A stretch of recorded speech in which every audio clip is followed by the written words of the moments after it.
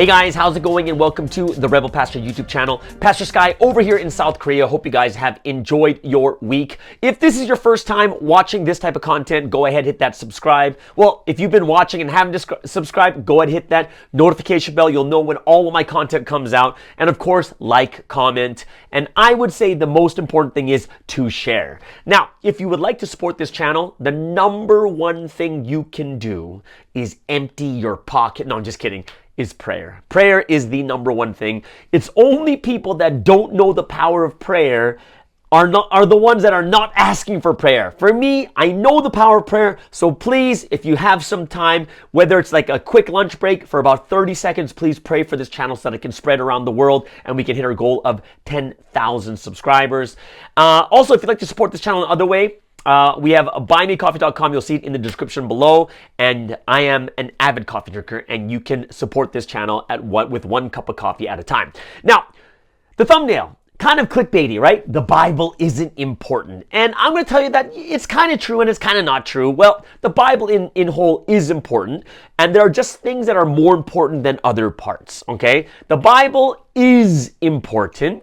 Just some parts are more important than others, or we should be focusing on them more than others, right? So here's the thing. How did I get this question? Well, I had a listener of mine from Malaysia, and he called me up and says, hey, remember that video you did on Adam and Eve? And this is the video that I have on my homepage. I think I'll post it somewhere up here. You'll see what the picture looks like here, and I'll post the link to that too, where you guys can reach that video. And it's about Adam and Eve. Are they the first human beings on earth? And they actually sent this video to a couple of their friends. And their friends watched it who are believers. And they watched it and they're like, oh, okay, whatever. And he's like, doesn't it make you think more deeply? Like, is the world really this old? Are they really the first human beings? Where did these other human beings come from? And all these questions came out. And the friends basically just said, not important. Do I really need to know this? Is this something that's that important? And I think this is a great question because it leads into more questions that we should know. And it's something that we should think about in a more reasonable way when it comes to us studying the words of God. Now, let me start with a couple things that we can understand that I'll help you out with things that we really need to study and some things that are a little bit more important than others. Let's start off with something very easy like laws. In the Old Testament, right? In the Old Testament, there are over 600 laws that Moses gave to the people of Israel. Now, do all of them apply to today? And the answer is no. So the question we say is like, well, which ones apply to today and which ones don't apply to today, right? And I say the key laws that we know, and there's more than that, there's probably like 6 or 7, but the 3 big ones we know is moral laws, civil laws, and ceremonial laws, right? Now, the moral laws, these are the timeless laws. It's concerned with what is right and what is wrong based on God's character. Example, 10 commandments, they are timeless, right? Laws against murder, theft, adultery, lying, all these are considered timeless principles for righteous living, and it will go on forever. Okay? Now, civil and ceremonial laws are a little bit different because it's like the governing of daily life and justice within the ancient Israelite society, right? Also, ceremonial laws are more related to worship and sacrifices, priesthood, ritual purity, and these are things that we can realize from. However, they are not applying to today. The biggest one that we take on today is moral laws, right? So, the Old Testament was a very covenantal system, and it was designed for the nation of Israel at that time. And it was blending like spiritual, civil, communal life under God's rule. And this is why many Christians today will distinguish between the moral, timeless law and the ceremonial and civil laws, which were fulfilled or rendered obsolete by the New Testament with the new covenant in Jesus Christ. So we see here, it's like, there are some things that still matter today, and some things that don't. Some are more important than others. Should we still read about them? Absolutely. Are we going to realize deeply too about them? And the answer is absolutely. Now, let's get into more that has to do with like Adam and Eve, creation of the world, stuff like this too. How important are they? And I would say that the number one priority in the Bible is not Adam and Eve. It's not how long did it take to create the world, right? What is the number one thing that matters? What's the biggest thing that you have to study when it comes to the scriptures? The number one thing is all about Scriptures about the Messiah, about Jesus Christ. Those are number one. Why? Because even when you look at when Jesus came, what was the number one thing is believe in me and be saved. Being saved, gaining salvation was more important than understanding, was it really 6 days of creation, right? The most important thing was not like memorizing the entire Bible and understanding every single thing about it. It was, did you receive the Messiah or not? That is number one priority by far. When you look at like the prophecies about Jesus, the prophecies teach us how and when the Messiah comes. Example, take a look at Micah chapter 5 verse 2. Very, very important verse, but what's it talk about? It talks about where he'll be born, which was in Bethlehem. Micah 5:2. But you, Bethlehem Ephrathah, though you are small among the clans of Judah, out of you will come for me one who will be ruler over Israel. Right? Look at Isaiah chapter 7 verse 14, right? And this verse basically says, Jesus, the Messiah, will be born of a virgin. Right? If you look in the New Testament, you'll see something like Matthew chapter 24, verse 29 and 30, and it talks about immediately after the distress of those days, the sun will be darkened, the moon will not give its light, stars will fall from the sky, and it says the Son of Man will appear in heaven. Then will appear the sign of the Son of Man in heaven, and then all the peoples of the earth will mourn when they see the Son of Man coming on the clouds of heaven. Right? This is the signs of the times, how he's going to come, right? And these are by far the biggest, like the most important scriptures that we have to understand really well. Number one by far, right? If there is anything you could take from the Bible is Jesus is the Messiah, he's the Christ, and if you believe in him, you'll be saved. Number one by far.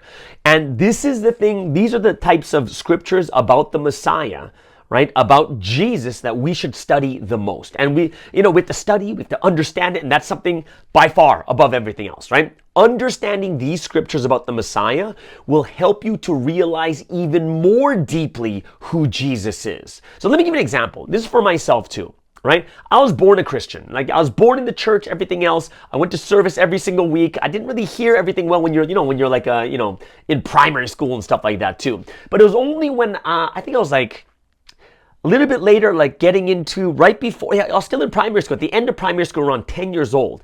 This is when I actually heard the gospel for the first time. Even though I heard it many times, I actually heard it. And I was moved, I was inspired, I responded to the altar call, I was in tears, received the Holy Spirit, and I said, Jesus is Christ, right? Powerful, great experience. However, that feeling can go away after time. But what happens is, in university, when I really started to study the Bible, I started studying the scriptures and realizing about these 300 plus prophecies of Jesus. And here's the crazier part, guys. If you can study those scriptures about Jesus and see how he fulfills them, it will solidify that belief, that feeling, solidify that inspiration you received when I was crying on the altar call, and I'll be like, that's why, and it strengthens my belief and makes me even more convicted as I study the Bible, right? Here's something that's crazy, guys. There's 300 plus prophecies of Jesus in the Old Testament, right? Here's the crazy part. A scientist came up and says, what are the chances of fulfilling just 8 of these prophecies? Remember, there's 300 plus. Just fulfilling 8 of these prophecies, the chances are 1 in 100 quadrillion. It's a number so big, we can't even fathom how big that number is. And that's just for 8 out of 300 plus. If you realize how hard and impossible it is to just fulfill 8 of the 300 plus, you begin to realize even more deeply, wow, this is the Messiah. This is the one that we've been waiting for, and it gives you even more solid conviction and love towards God, right? You begin to realize more deeply about Jesus. Now, where does the other stuff come in, like Adam and Eve being the first, or the 6 days of creation? Is it really 6 days? Where do these come into the picture? Now, is it unimportant? Is it useless? And the answer is absolutely not. It is important. It is useful. It's just not number one on the priority. It is important, but not the number one importance, right? It's kind of like when you look at friends, guys. You have friends and you will put them into a hierarchy. You'll have the best friends, you'll have the good friends, you'll have the friends, the acquaintances, people you just know. And we put them into a hierarchy depending on how close and how much we know these people, right? And that's how close of a friend we really are. And in the same way too, when you look at the Bible, there are parts that are like the best friends, which is the scriptures of Jesus, the scriptures, the prophecies of his coming.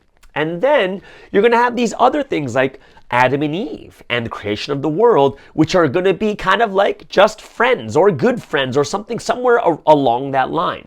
So let me just tell you guys, even though it's not the number one thing, but how important these topics can actually be. Okay, so here's something that I think that we'll all encounter is there are some people who really, really want to know about the Bible. Is it really true or not? Right? So when people don't believe in the Bible and they're asking us questions like Adam and Eve and this and that, and all we could talk say Jesus, Jesus, Jesus, and the prophecy this and the prophecy that, they're just going to think, man, who are these people? These people are so brainwashed. All they could do is talk about this one point, this one part of the Bible. But some people really want an answer. And why does something like the 6 days of creation and Adam and Eve, why do these subjects really matter? Because for them is, remember, we tell them the entire Bible is true. Which means if they have a real thing that they're wondering about, it's like, hey, science tells us that the earth is 4.6 billion, and your Bible is saying that it's like 6,000 years to Adam and Eve and then 7 days? How can you, it doesn't make any sense. Is it 4.6 or is it 6,007 days, right? And if we can't give them an answer, or if we say it's not important, then to them, that's the thing that they struggle with. Like some people are more scientific and they want to know these types of things first before they can go further into the scriptures. If we claim the Bible is true and yet we cannot answer some questions like Adam and Eve, then they're not going to listen to the next parts we want to say. And I'm going to tell you guys this is the same way Jesus worked. Jesus worked in the same way. He resolved the current problem that people were going through that may not even be that important, but it was important to them, right? Jesus, what did he do? Jesus fed the poor. Jesus healed the sick, gave to the needy, and he solved the issues that they were going through right at that moment. Now, when I say it's not that important, of course, you can't say it's more important than eternal salvation than eating, right? That's why even Jesus says, like, man shall not live on bread alone, but every word that comes from the mouth of God. That's Matthew chapter 4, verse 4, right? He's saying that it's more important to receive salvation, to receive the words of God so you can be saved. And it's true. But for some people, in order for you to get them to the next stage, you need to resolve the issue that they're dealing with right now at that time, or else they're not going to listen to the next point. And this is why I tell you that these questions, even though they're not the most important, they are still important. And for some people in the world, as those who are spreading the gospel and helping people to come to Christ, that is the issue you need to solve first for these people before you can get into the core message that you want to give. It's not any different than us writing an essay where you have an introduction before you get into the core matter, right? A lot of times, some people just need a good introduction before they get into the core of what the scriptures are actually about, who Jesus really is. And this is why studying and knowing such things like Adam and Eve will help you to realize more deeply about God and help others come to Christ. All right. So I hope that's something that helps you guys out with understanding the scriptures a lot more. If there's anything that you'd like to know even further, go ahead, put them in the comments below. You can DM me or put in the comments because a lot of you don't have my phone number anyways. Or you can catch me on Instagram. But if just do that, and I'll be able to answer them as soon as possible. All right. Everyone have an amazing and awesome week, and we'll see you guys again next week on what are we on? Oh, the Rebel Pastor YouTube channel. This is Pastor Sky signing out. Bye-bye.